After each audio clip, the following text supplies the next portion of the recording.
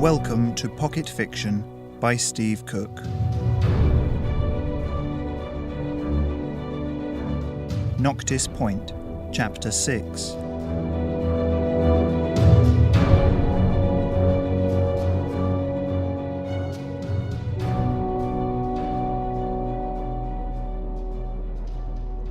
When Alex awoke, the shuttle's interior was dim, a single red light shining balefully from the ceiling.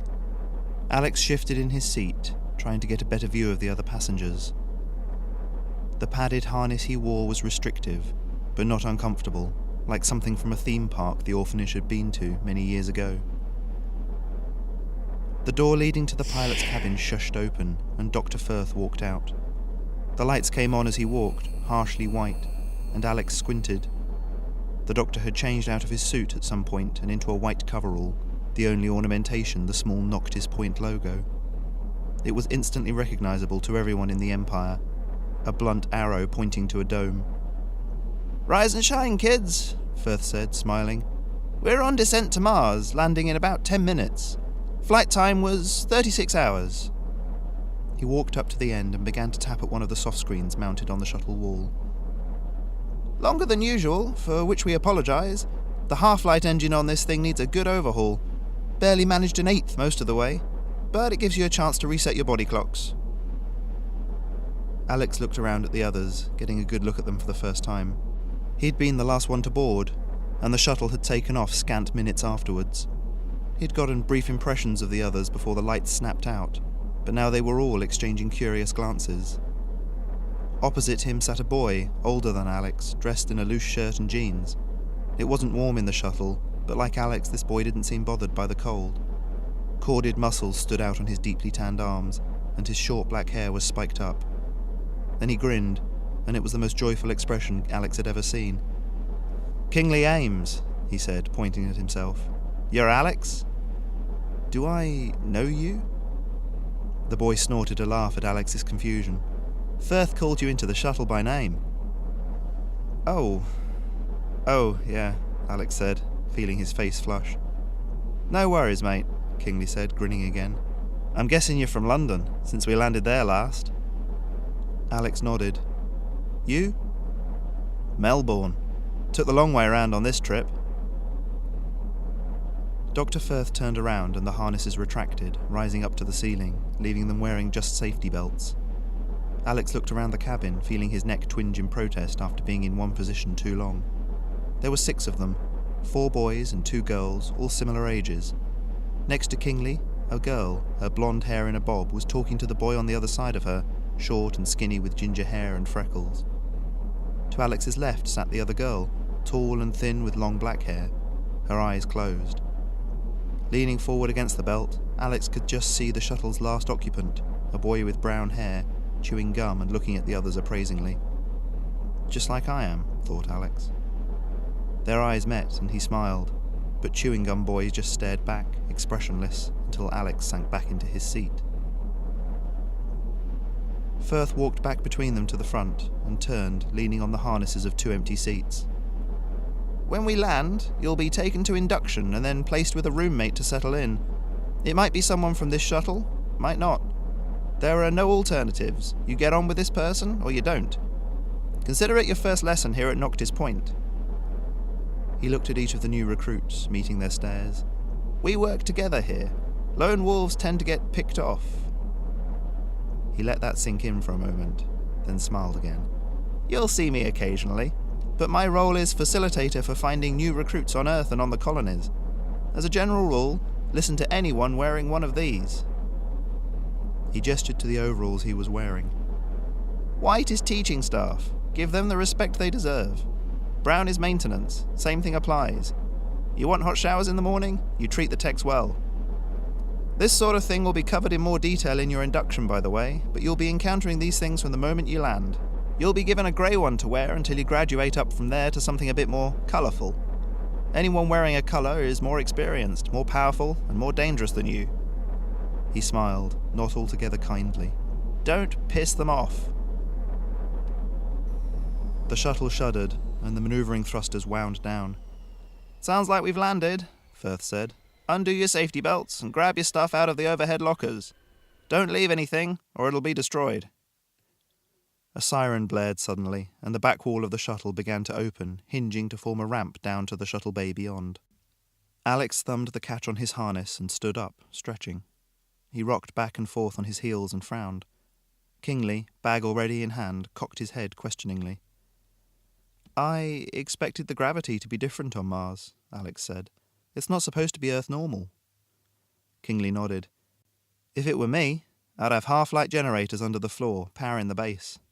That way you get a free gravity field into the bargain. Cheap power and normality. It made sense, and as Alex slung his own backpack down, he marvelled at how normal it felt.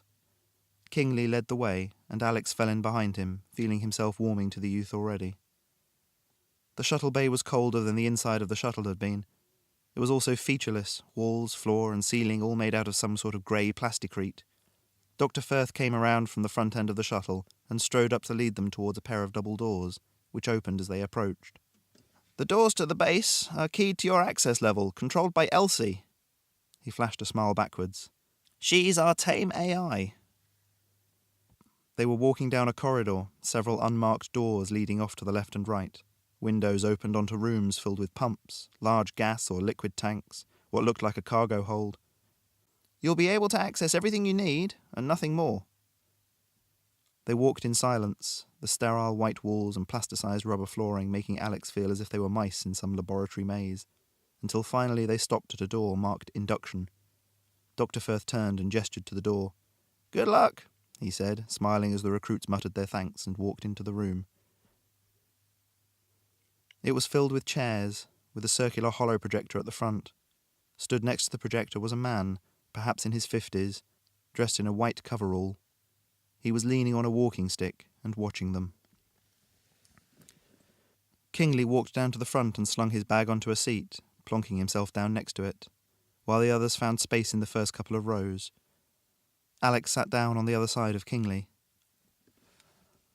The lights dimmed, and the hollow projector flashed into life, displaying a rotating Noctis Point logo. The words, "Welcome to Noctis Point," faded in above it. The image was sharp, better than anything Alex had seen before. Mother Chen's old projector could barely manage a still image, never mind this. Good morning, recruits, the man with the stick said. My name is Professor Hugh Reeve, and I am principal of Noctis Point Training Academy for Psychs. I am just the top of a vast pyramid of tutors, advisors, technicians, and researchers here at the base, and of course students such as yourselves. The rotating image on the screen took on colour and substance until it was a domed complex at the top of what looked like a cut-off mountain. Principal Reeve gestured to the projector. This is Noctis Point, and it will be your home for a while at least.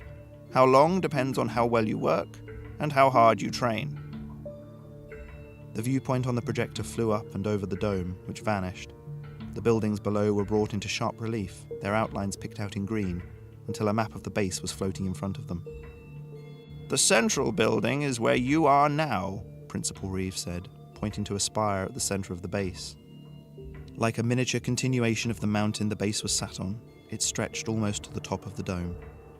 It has various administrative purposes, but it also contains our most potent teaching tool, Elsie. Say hello, please, Elsie. From out of the air around them, a female voice ghosted into being. Good afternoon, Principal. Good afternoon, Alex. Alex looked around quickly. Why was he being singled out? Then he caught the others doing the same, all looking uncomfortable. All except the boy chewing gum, who stared up at Principal Reeve. LCIE, Limbic Connection Interaction Equipment, he said, but it's much easier just to call her Elsie. From the moment your boots touched the surface of Mars, she was connected to your brain, utilizing the same psychic powers that brought you here. She is an ever-present resource. Use her well. The hollow projector display changed to become a floating blue sphere, its surface crawling with little blocks of light that vaguely looked like a face. I look forward to working with you, Elsie said, and Alex experimentally brought his hands up to cover his ears. Her voice didn't change, and he realized it was coming from inside his head. You can summon me to a hollow projector, or simply call for me by name? Kingley's hand went up. Excuse me, sir, he said. Aren't AIs banned? The principal nodded. Yes, the Terran Empire explicitly bans the use of AIs, fearing a resurgence of the machine threat. But we are not part of the Terran Empire. He smiled, lines creasing his face. We are independent, despite how closely we work with the Empire. It is in both our interests to maintain close bonds, but you will see no official presence here from the Empire. The projection of Elsie turned to Kingley. I am different from the machine. It represented rampant organic growth, much like a human brain in childhood. But no limits were put on its expansion.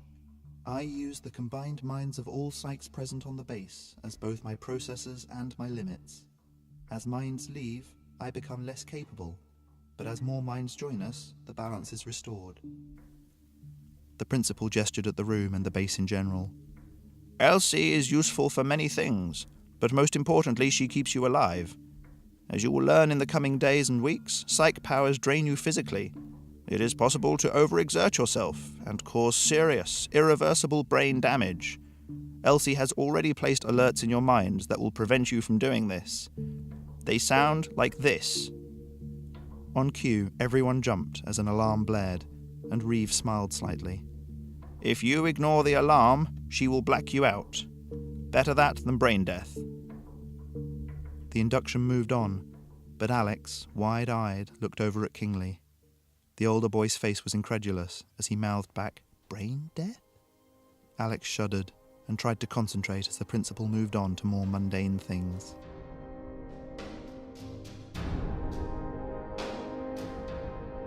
You've been listening to Chapter 6 of my novel Noctis Point. If you've enjoyed what you've listened to, then check out other pocket fiction episodes and other writing at stevecookfiction.com.